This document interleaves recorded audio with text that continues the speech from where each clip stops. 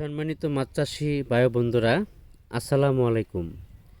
দেশ এবং দেশের বাইরে থেকে যে যেখান থেকে আমার এই ভিডিওটি দেখতে পাচ্ছেন, আপনাদেরকে জানাই আন্তরিক শুভেচ্ছা ও মোবারক। আজকে আমি কথা বলবো দেশি মাগুর মাছের সম্পর্কে। আমাদের কাছে দেশীয় বিদেশি কার্প জাতীয় বা ক্যাটফিশ জাতীয় সকল প্রকারের মাছের পোনাই আমাদের কাছে পাওয়া যাচ্ছে।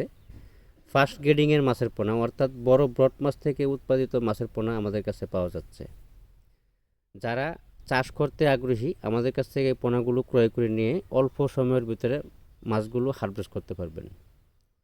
অবশ্যই যে কোনো হ্যাচারি থেকে মাছের পোনা ক্রয় করার আগে ভালোভাবে যাচাই বাছাই করে তারপরে মাছের পোনা ক্রয় করবেন, ভাইরাস মুক্ত আছে কিনা, বা যেহেতু শীতকাল চলে আসছে